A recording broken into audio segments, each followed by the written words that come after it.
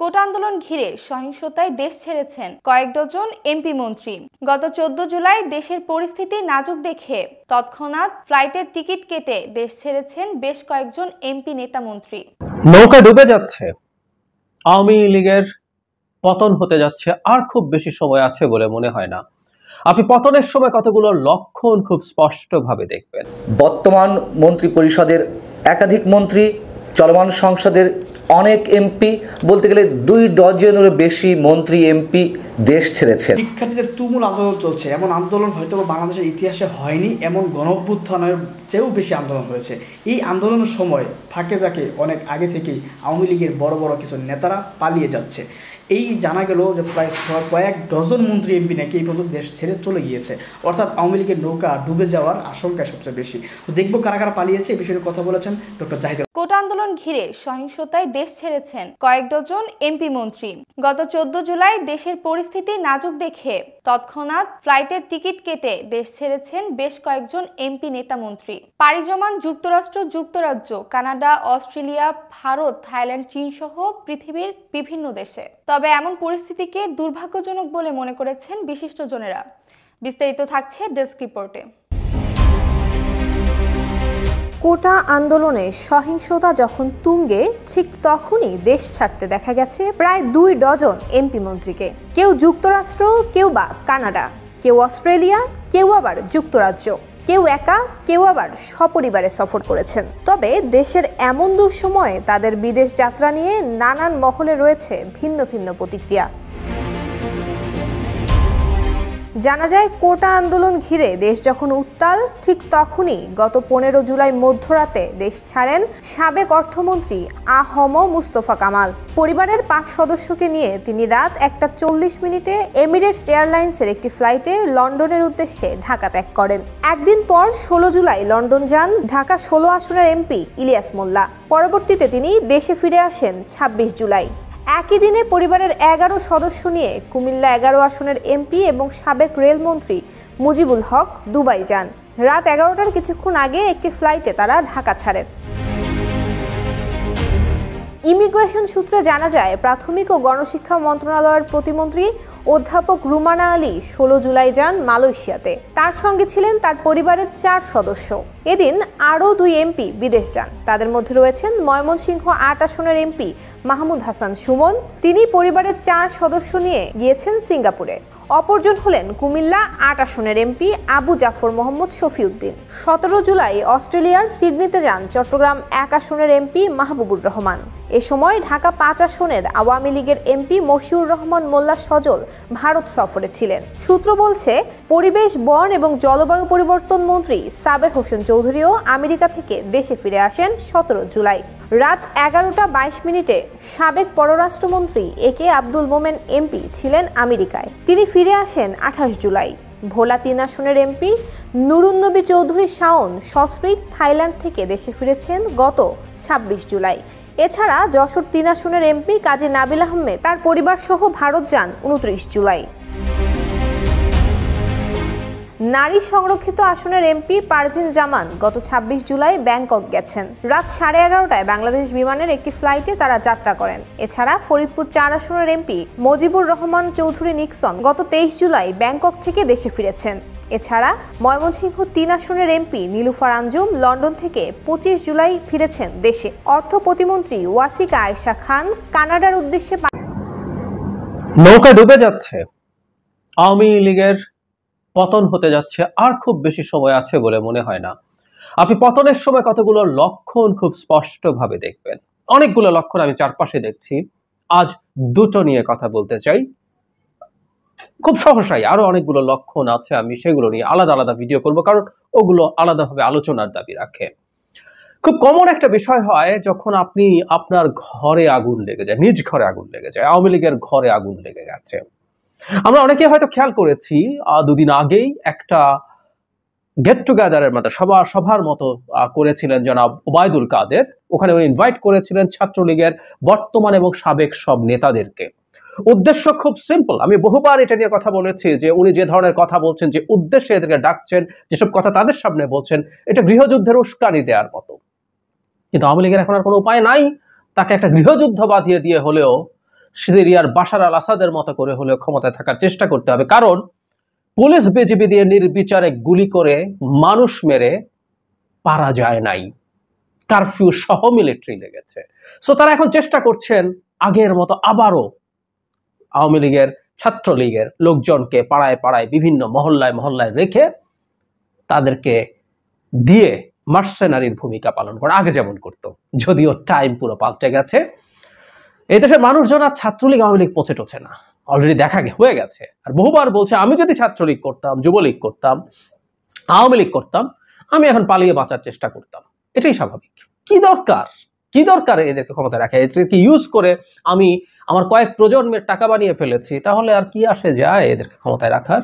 জানো যাবে না, বেঁচে থাকবো এবং আমি সহজ মতো খুব আরামসে পৃথিবীর কোনো ভালো সভ্য দেশে বসবাস করবো। অলরেডি টাকা পয়সা পাঠিয়েই রেখেছে নিশ্চয়ই।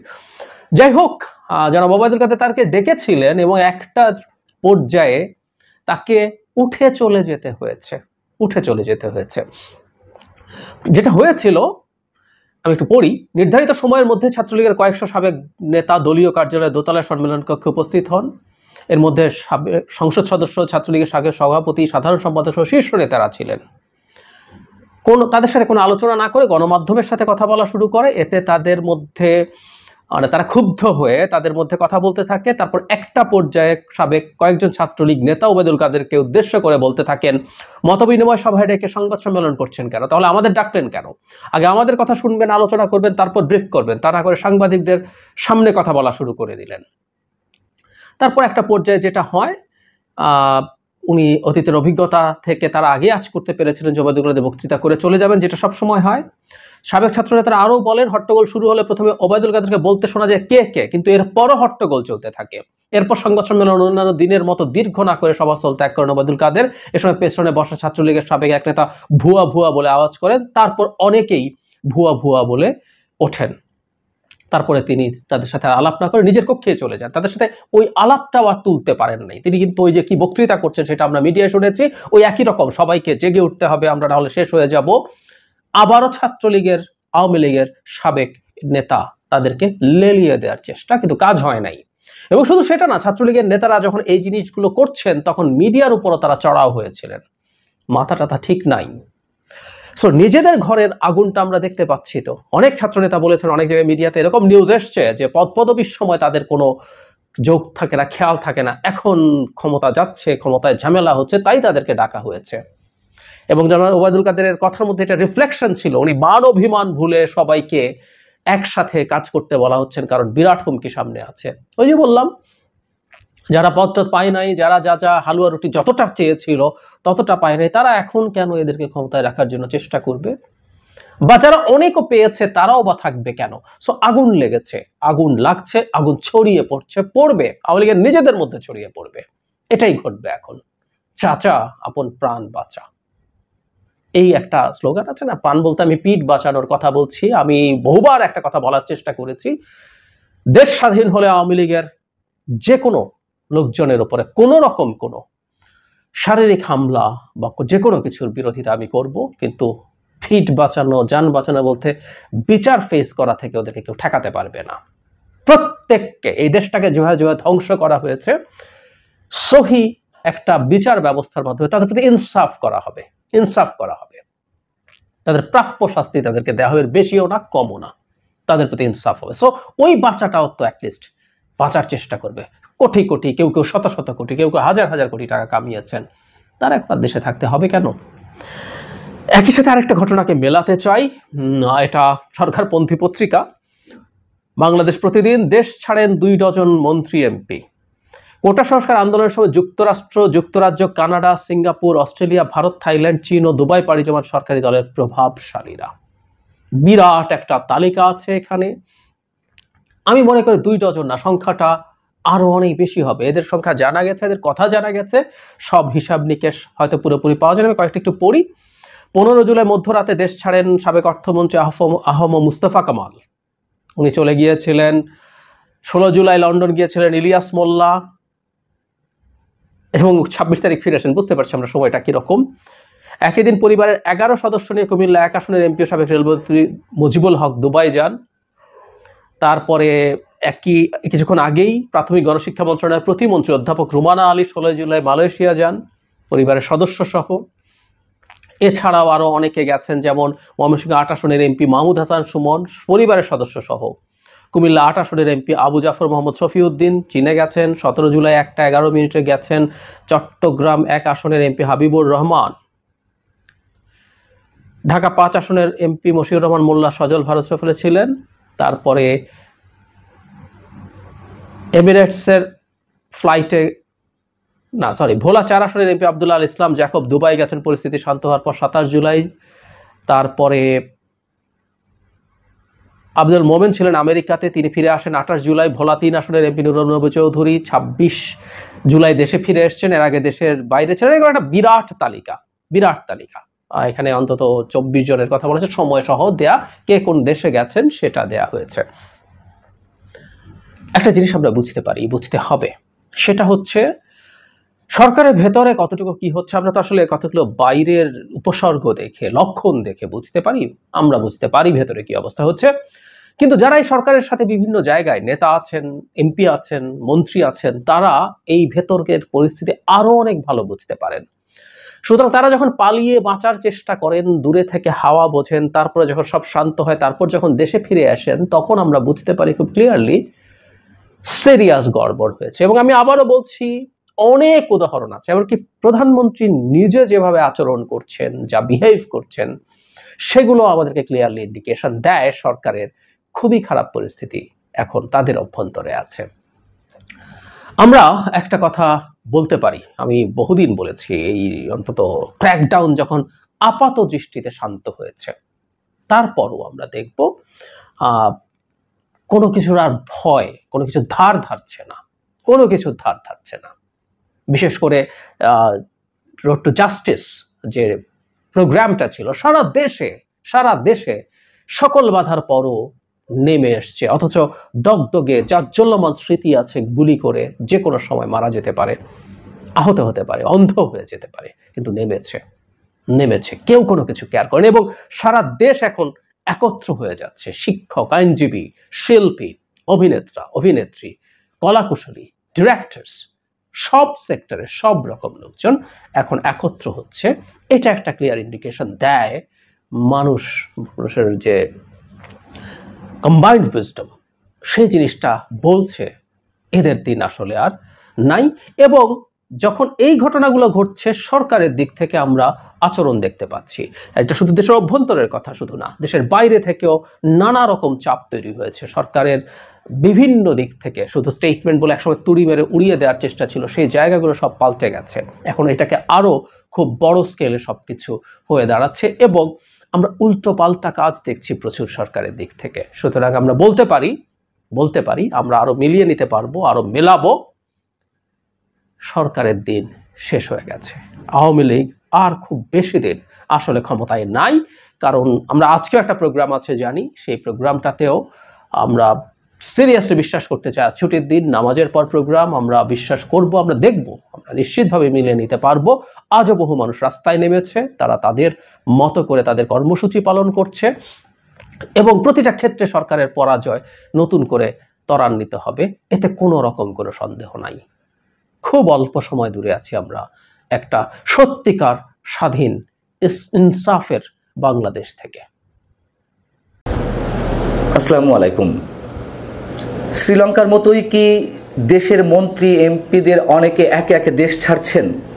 গত কয়েকদিনে বর্তমান মন্ত্রী পরিষদের একাধিক মন্ত্রী, চলমান সংসদের অনেক এমপি, বলতে গেলে 2 ডজনেরও বেশি মন্ত্রী এমপি দেশ ছেড়েছেন।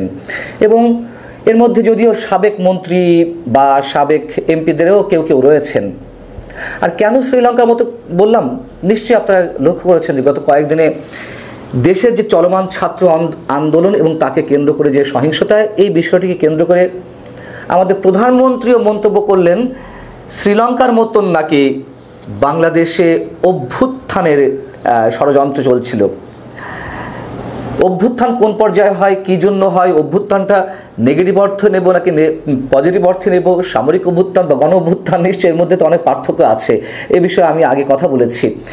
তবে প্রধানমন্ত্রী বা সরকার দলের সাধারণ সম্পাদক ওবায়দুল কাদেরও গত কয়েকদিন আগে বলেছেন যে গণ অভ্যুত্থান করার চেষ্টা করছিল, শ্রীলঙ্কার মতন গণভবন দখলে নেওয়ার ষড়যন্ত্র চলছিল। যাও, যেহেতু শ্রীলঙ্কার মতো শব্দগুলো উচ্চারণ করেছেন সরকার দলের সাধারণ সম্পাদক এবং আমাদের খোদ প্রধানমন্ত্রী, তো শ্রীলঙ্কার মতোই কি দেশ ছাড়ছে দেশে এই টালমাটাল অবস্থায় মন্ত্রী এমপিদের অনেকে? কেননা শ্রীলঙ্কাতেও তো ঠিক একই রকম ঘটনা ঘটেছিল, আপনাদের নিশ্চয়ই মনে আছে। শ্রীলঙ্কাতে যখন প্রধানমন্ত্রী বাসভবন, প্রেসিডেন্টের বাসভবন দখলে নিলেন উন্মত্ত জনতা, ক্ষুব্ধ জনতা, এবং এই পরিস্থিতি যে ঘটতে যাচ্ছে তার আলামত পেয়ে আগেভাগেই যেমন সরকারি কর্মকর্তাদের, মন্ত্রীদের অনেকে দেশ ছেড়েছিলেন, ঠিক একইভাবে গণ অভ্যুত্থানের পরেও বা ওই মুহূর্তে শ্রীলঙ্কার প্রধানমন্ত্রী পালিয়ে গেলেন, প্রেসিডেন্ট পালিয়ে গেলেন, ঠিক একই রকম অবস্থা কি তাহলে বাংলাদেশেও দেখা যাচ্ছে? নচেত কেন প্রশ্ন উঠেছে যে এই টালমাটাল অবস্থায় দেশের কেন মন্ত্রী এমপিরা এক একে দেশ ছাড়ছেন? কি বলা হবে, তাদের আগের কোনো শিডিউল ছিল, তাদের আগের কোনো প্রোগ্রাম ছিল ব্যক্তিগত, এরকম কিছু? যদি তাই হয়ে থাকে, যখন দেশের সব কিছু ক্লাবস হয়ে যাচ্ছে, দেশের ব্যবসা বাণিজ্য, ইন্টারনেট সব কিছু বন্ধ করে দেওয়া হলো, অফিস আদালত বন্ধ করে দেওয়া হলো, তার মধ্যেও এই মন্ত্রী এমপিরা যান কিভাবে দেশের বাইরে? কিভাবে দেশকে এমন অবস্থায় ফেলে চলে যান? আমাদের ধারণা, অনেকে মনে করছেন যে তারা হয়তো আগে ভাগে পালানোর চেষ্টা করেছেন। তবে একটি কথা না বললেই নয়, অবশ্যই এর মধ্যে আবার কেউ কেউ ফিরে এসেছেন। 15 জুলাই আগে যারা দেশ ত্যাগ করেছিলেন তাদের মধ্যে আবার কেউ কেউ 25, 26 বা 21 তারিখে ফিরে এসেছেন। এই জায়গাও হয়তো প্রশ্ন থাকতে পারে, তাহলে তারা কেন ফিরে এসেছেন? হতে তো পারে যে তারা প্রস্তুতি নিয়ে যাননি, তারা হয়তো গোছগাছ করার জন্য হয়তো এসেছেন, হয়তো যে কোনো সময় আবার উড়াল দিতেও পারেন। আমরা ঠিক এক্স্যাক্ট ইনফরমেশনটা ঠিক পাচ্ছি না। তবে তারা যে অনেকেই একে একে দেশ থেকে বা দেশ ছেড়েছেন, বিদেশে গেছেন বিভিন্ন জায়গায়, যেমন যুক্তরাষ্ট্র, যুক্তরাজ্য, Canada, Dubai, Singapore, Australia, Bharat, Thailand, চীন, এসব রাষ্ট্রে গেছেন অনেকে। কারা গেছেন একটু আপনাদেরকে জানাই। তার মধ্যে রয়েছেন সাবেক অর্থমন্ত্রী আ.হ.ম. মোস্তফা কামাল, তিনি তার পরিবারের 5 সদস্য নিয়েই উড়াল দিয়েছেন গত 15 জুলাই সম্ভবত। রয়েছেন বর্তমান মন্ত্রী পরিষদের অন্যতম সদস্য অর্থ প্রতিমন্ত্রী ওয়াশিকা আয়েশা খান, রয়েছেন প্রাথমিক ও গণশিক্ষা প্রতিমন্ত্রী রুমানা আলী, সাবেক স্বাস্থ্যমন্ত্রী আফামা রুহুল হক, সাবেক রেলমন্ত্রী মুজিবুল হক এবং বর্তমানে সংসদ সদস্যদের অনেকেই। কেন তারা একসাথে এতজন একদিন পর বা একদিন আগে পরে এইভাবে চলে গেলেন? খুব স্বাভাবিকভাবে প্রশ্ন ওঠে। যেহেতু সরকারের পক্ষ থেকে একটা দুর্দান্ত, খুব ভয়ঙ্কর কথা ছড়ানো হচ্ছে, এমনকি ভারতের হাই কমিশনার তিনি গণভবনে গেছেন দেখা করতে, সেখানেও প্রধানমন্ত্রী এই বিষয়টি তুলেছেন যে শ্রীলঙ্কার মতন একটা অভ্যুত্থান ঘটানোর বা একটা ষড়যন্ত্র ছিল। ষড়যন্ত্র থাকতেই পারে বিরোধী পক্ষের ষড়যন্ত্র থাকবে না তো কার থাকবে? সরকার যদি ষড়যন্ত্র করে ঢালাওভাবে গ্রেপ্তার করতে থাকে, সরকারের বাহিনীগুলো গুলি চালাতে থাকে, তাহলে তো বিরোধী পক্ষ ক্ষমতায় যাওয়ার জন্য এগুলো করতে পারে। হ্যাঁ, অবশ্যই জঙ্গি স্টাইলে যদি কিছু হয়ে থাকে সেগুলো আমরা কিছুতেই সমর্থন করি না। যা হোক, সেগুলো এখন আর ধোপে টেকবে না। এখন অবস্থাটাই এমন পর্যায়ে পৌঁছেছে যে আমরা কোনো নেগেটিভ অর্থে কোনো কথা বললেও সেটি মানুষের, মানে পজিটিভ অর্থে কথা বললেও সেগুলো মানুষের কাছে গ্রহণযোগ্য নয়। মানুষ এতটাই এখন বিক্ষুব্ধ। শ্রীলঙ্কার মতো অর্থনৈতিক অবস্থা হবে কিনা সেই বিষয়টি নিয়ে যেমন গত 2-3 বছর ধরে নানান ধরনের বিশ্লেষণ চলছে, অর্থনীতিবিদরা কথা বলছেন, তাদের আশঙ্কার কথা জানাচ্ছেন। সেই জায়গা থেকে এখন যদি মন্ত্রী এমপিরা অনেকে আগে থেকে জনরোষের ভয়ে দেশ ছেড়ে থাকেন, অস্বাভাবিক কিছু নয়। এবং এও তো আমরা দেখেছি শ্রীলঙ্কাতে সরকারি কর্মকর্তা যেভাবে মানে ঢাকা শহরের বাসে ওঠার মতন তড়িঘড়ি করে একটা সাংঘাতিক জনাকীর্ণ বাসের মধ্যে যেমন হ্যান্ডেল ঝুলতে ঝুলতে যায়, ওরকম প্লেনের পাদানিতেও আমরা দেখেছি যে সেইভাবে ঝুলতে যাচ্ছে। কি ভয়ঙ্কর পরিস্থিতির মুখে শ্রীলঙ্কার সরকারি কর্মকর্তারা জনরোষের ভয়ে প্রাণ বাঁচানোর তাগিদে তারা এইভাবে প্লেনে ঝুলে গেছে, সেই ছবি তো আমরা এখনও মুছে ফেলতে পারিনি আমাদের চোখ থেকে। অতএব এই দেশেও যদি কিছু হয়ে থাকে অস্বাভাবিক কিছু নয়। আর যে ছাত্রনেতারা ডিবির কারাগার থেকে মুক্ত হলো, তারা যেমন কেউ ফেসবুকে স্ট্যাটাস দিয়েছে বৃহস্পতিবার সন্ধ্যায়, আবার তারা শুক্রবার যৌথ বিবৃতি দিয়েছে, এবং যৌথ বিবৃতিতে তাদের যে বক্তব্য তাতে স্পষ্ট যে এই আন্দোলনে স্ফুলিঙ্গ ভয়ঙ্কর আকারে ছড়িয়ে পড়ার সম্ভাবনা রয়েছে, এবং তাদেরকে যে ডিবি হেফাজতে কীভাবে রাখা হয়েছিল সেই কথাগুলো তারা স্পষ্ট করেছে। তারা যেখানে বলছে যে তাদের নিরাপত্তা দরকার, সেখানে তারা তাদেরকে ডিবির লোকজনেরা তাদেরকে তুলে নিয়ে গেল, আটকে রাখলো, এবং সম্পূর্ণভাবে বলেছে স্পষ্টভাবে যে তারা যে বিবৃতিটি দিয়েছিল তারা স্বেচ্ছায় দেয়নি, তাদেরকে জোর করে বল প্রয়োগ করে ভয় ভীতি প্রদর্শন করে তাদেরকে আন্দোলন প্রত্যাহারের ঘোষণাটি তাদের মুখ থেকে বের করা হয়েছে। এবং তাদের পরিবারের সদস্যদের সঙ্গে কী ধরনের আচরণ করেছে সেই কথাটিও তারা তুলে ধরেছে যৌথ বিবৃতিতে। তারাও 14 ঘন্টা বসিয়ে রেখেছে যারা তাদের পরিবারের অভিভাবকেরা দেখা করতে গিয়েছিলেন তাদেরকে, এবং বসিয়ে রাখার পরও তাদের সঙ্গে দেখা করতে দেওয়া হয়নি। এমন সুন্দর, এমন অসাধারণ হেফাজতে তাদের রাখা হয়েছিল, এবং তারা স্পষ্টভাবে বলেছে যে তাদের সঙ্গে নাটক করা হয়েছে আন্দোলন থেকে তাদের দূরে রাখতে। স্বরাষ্ট্রমন্ত্রীর কথাও তারা উল্লেখ করেছে, সাবেক ডিবি প্রধান হারুন রশিদের কথা তারা উল্লেখ করেছে। এই যে স্বরাষ্ট্রমন্ত্রী, আমি বারবার বলছি যে স্বরাষ্ট্রমন্ত্রী যে মিথ্যে কথা বললেন জাতির সঙ্গে, যাতে তাদের হেফাজত দেওয়া হচ্ছে, হেফাজত রাখা হয়েছে, এই মিথ্যের কি হবে? ডিবির হারুন সাহেব তো কী করে না করে তা তো আমরা জানি, সেগুলো আলোচনা হচ্ছে। কিন্তু স্বরাষ্ট্রমন্ত্রীর মতো একজন মন্ত্রীর বক্তব্য যখন পুরোপুরি মিথ্যে প্রমাণিত হয়, কত ধরনের মিথ্যে বলে আমরা জানি, সবাই দুয়ে চার মিলাতে পারি। কিন্তু যেখানে স্পষ্টভাবে এটি উল্লেখ করা হলো যে স্বরাষ্ট্রমন্ত্রী যেটি বলেছেন তাদের হেফাজত রাখা হচ্ছে, ছাত্ররা তো বলেছে আমরা হেফাজত থাকতে চাইনি, আমাদেরকে আটকে রাখা হয়েছে। স্বরাষ্ট্রমন্ত্রী তারপরেও মুখ দেখাবেন জাতির সামনে। শুধু স্বরাষ্ট্রমন্ত্রী কেন, তার দর্শক আপনারা দেখলেন আওয়ামী লীগের নেতা কারা পালিয়েছে, কেন পালিয়েছে? কারণ তারা বুঝতে পারতেছে তারা যে অপকর্মগুলো এসে করেছে, তারা যদি ক্ষমতা হারায় তাহলে তাদের অবস্থাটা কী হবে, তাদের অবস্থা কতটা নাজেহাল হতে পারে, এই আশঙ্কাতেই তারা পালাচ্ছে। এই আন্দোলন যদি আরও দীর্ঘায়ী হয় তাহলে দেখবেন আরও অনেকেই বড় সারি থেকেও পালাইতে চেষ্টা করবে।